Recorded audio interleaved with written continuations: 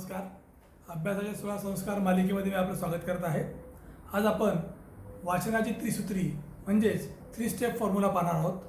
तत्पूर्वी अभ्यासाचे 16 संस्कार मालिकेतील दुसरा संस्कार वाचन हा व्हिडिओ आपण जर पाहिला नसेल तर आपण अवश्य पाहावा. त्या व्हिडिओची लिंक डिस्क्रिप्शनमध्ये दिलेली आहे.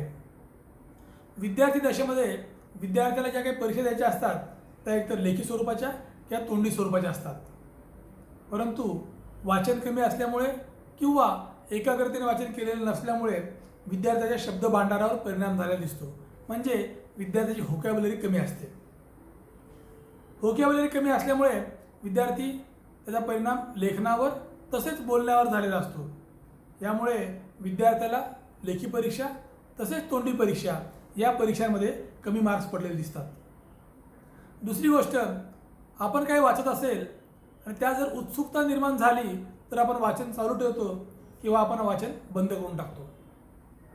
त्याचप्रमाणे पाठ्यपुस्तक वाचत असताना म्हणजे टेक्स्टबुक वाचत असताना विद्यार्थ्याला जर उत्सुकता निर्माण झाली तर तो टेक्स्टबुक वाचतो, अन्यथा तो वाचन थांबवतो.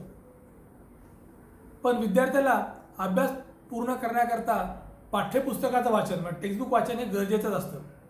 मग टेक्स्टबुक वाचनामध्ये आपण उत्सुकता निर्माण करू शकतो का? हो, आपण नक्की उत्सुकता निर्माण करू शकतो. त्याकरताच आपल्याला वाचनाच्या त्रिसूत्रीचा उपयोग होणार आहे.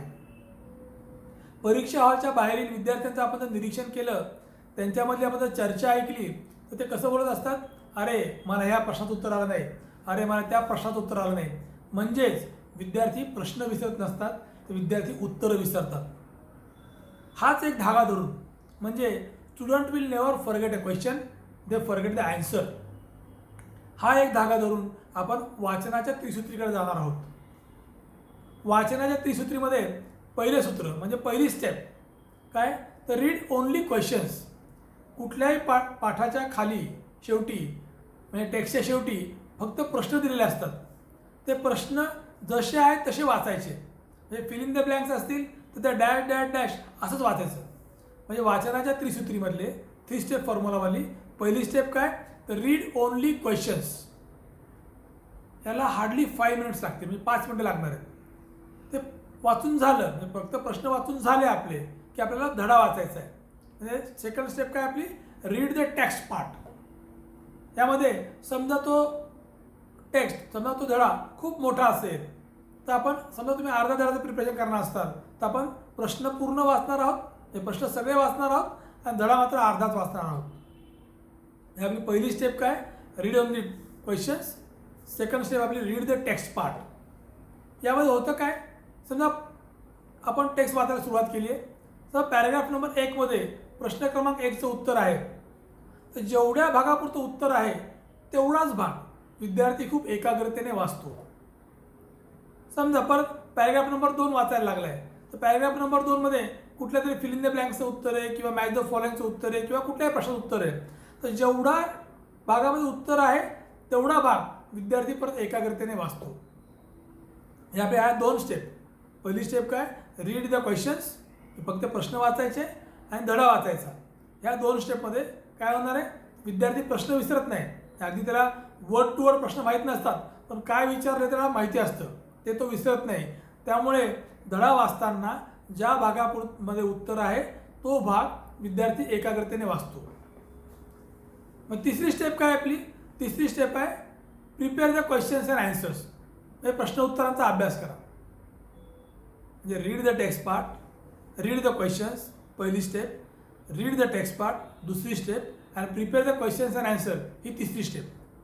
त्यामध्ये होणार कसं आहे, विद्यार्थ्याचा अभ्यास जो प्रश्न उत्तरांचा अभ्यास आहे, प्रत्येक प्रश्नाचा अभ्यास विद्यार्थी 2दा करतो. पहिल्यांदा ज्यावेळेस तो धडा वाचतोय त्यावेळेस जेवढ्या भागापुरतं उत्तर आहे तेवढा तो एकाग्रतेने वाचतो. परत तिसऱ्या स्टेपमध्ये आपण काय करतोय, प्रश्न उत्तराचा परत अभ्यास करतोय. म्हणजेच एका प्रश्नाचा आपण 2दा अभ्यास करतो.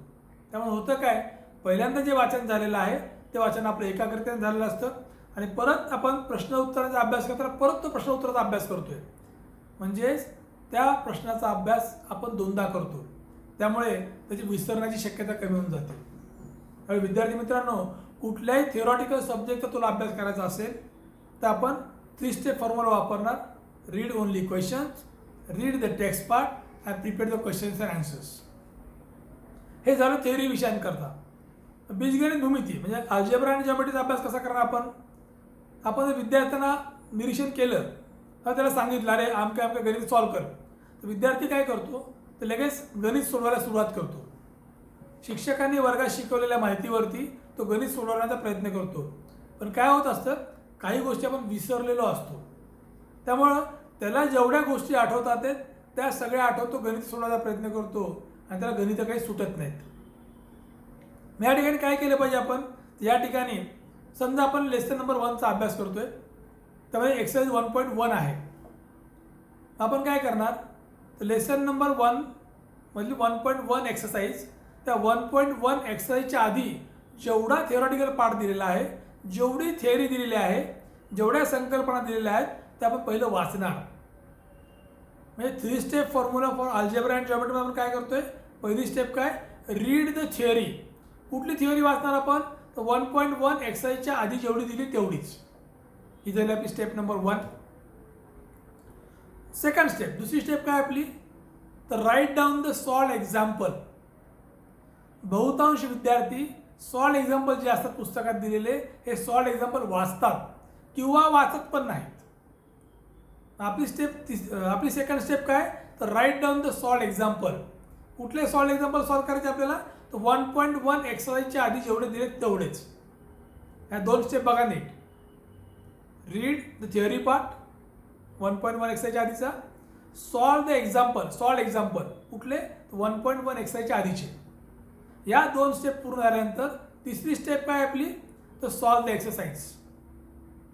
म्हणजे फर्स्ट स्टेप काय read the theory, second step काय तर write down the solve example आणि थर्ड स्टेप काय सॉल्व द एक्सरसाइज.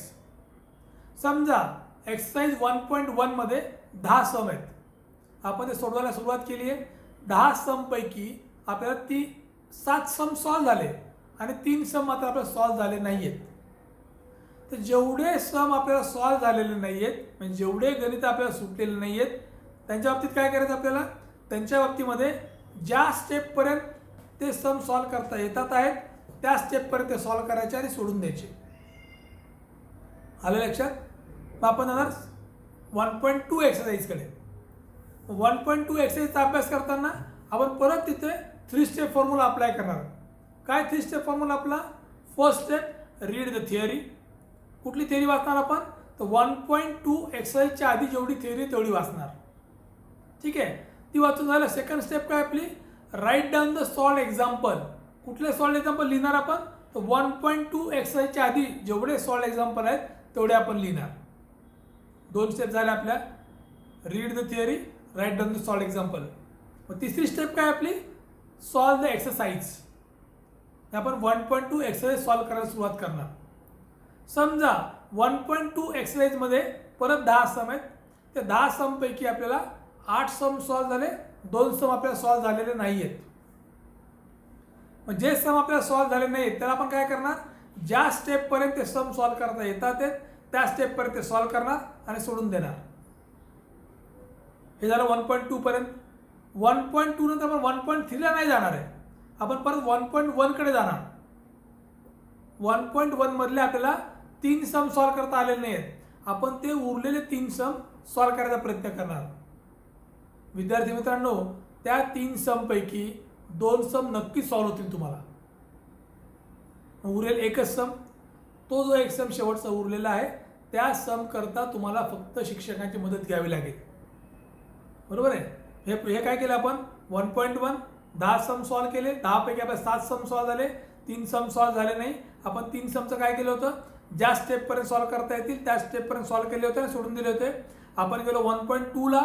1.2ला काय केलं आपण, read the theory, write the solve example, solve the exercise. 1.2 मध्ये 10 सम होते, त्यापैकी आपल्याला 8 सम सॉल्व झाले, 2 सम सॉल्व झाले नाही आहेत. जे सम सॉल्व झाले नाहीत आपल्याला त्यांना आपण ज्या स्टेपपर्यंत सॉल्व करता येतील त्या स्टेपपर्यंत सॉल्व केलं आणि सोडून दिलं. नंतर आपण 1.1ला आलो, ते 3 सम सोडवायचा प्रयत्न केला, त्या 3 समपैकी आपण 2 सम सॉल्व झाले, 1 सम सॉल्व झालं नाही आहे, त्याकरता आपण सरांची मदत घेणार. यानंतर आपण 1.3ला जाणार. 1.3ला परत 3 स्टेप फॉर्म्युला अप्लाय करणार. सेम अप्लाय करायचा. Read the theory, write down the solve example आणि सॉल्व द एक्सरसाइज. 1.1, 1.2, 1.2 करणं परत 1.1, 1.3 कर 1.1 करणं परत 1.3, 1.3 करणं परत 1.2. पुढे जायचं, मागे यायचं, पुढे जायचं, मागे यायचं. ह्या पद्धतीनेच गणिताचा अभ्यास करायचा आहे. समजा आपण थिअरी वाचतोय स्टेप नंबर 1 मध्ये, जॉमेट्रीमध्ये काय होणार आहे, स्टेप नंबर 1 मध्ये आपण थिअरी वाचता ते थिअरम्स येतील. मग थिअरमचा अभ्यास कसा करायचा आहे, तर थिअरम आपण वाचतोय, पहिल्यांदा आपण वाचणार, पुस्तक बंद करणार, तो लिहून काढून बघायचा प्रयत्न करणार, क्रॉस टॅली करणार. परत आपण लिहिलेलं बरोबर आहे का, काहीतरी चुकलं असेल तो थिअरम परत वाचणार, परत लिहायचा प्रयत्न करणार, परत क्रॉस टॅली करणार, बरोबर लिहिले का आपण. असा एक थिअरम जो आहे आपण 3दा वाचणार आणि 3दा लिहिणार. जॉमेट्रीमधले थिअरम 3दा वाचायचे, 3दा लिहून बघायचे, तिसऱ्या वेळेस आपलं बरोबर येतं. म्हणजे मॅथ्स करता कुठला आपण फॉर्म्युला वापरतोय, read the text part, write down the solve example and then solve the exercise. विद्यार्थी मित्रांनो, या 3 स्टेप फॉर्म्युलाचा, या वाचनाच्या त्रिसूत्रीचा आपण जर अभ्यासामध्ये अवलंब केला, थिअरीची वेगळी 3 स्टेप फॉर्म्युला, अल्जेब्रा जॉमेट्रीचा वेगळा 3 स्टेप फॉर्म्युला, हा दोन्ही तुमच्या लक्षात आलेले आहेत. आता हा 3 स्टेप फॉर्म्युला अभ्यासामध्ये वापरा आणि व्यवस्थित मार्क पाडा. त्यामध्ये आपला फायदा काय होणार आहे, त्यात वाचनाच्या पद्धतीमध्ये आपली वाचन एकाग्रतेने होणार आहे. दुसरं, आपण वाचन पूर्ण करणार आहोत, आपलं शब्द भांडार व्यवस्थित वाढणार आहे, आपल्याला संकल्पना लगेच लक्षामध्ये येणार आहेत, आपल्याला गणितंसुद्धा लगेच लक्षामध्ये येणार आहेत, आपण ते सॉल्व्ह करू शकणार आहेत. त्यामुळे आपला आत्मविश्वास वाढणार आहे. तर विद्यार्थी मित्रांनो, या 3 स्टेप फॉर्म्युलाचा वापर आपल्या अभ्यासामध्ये नक्की करा आणि यशस्वी व्हा. आपल्याला जर व्हिडिओ आवडला असेल तर माझं चॅनल नक्की सबस्क्राईब करा. धन्यवाद.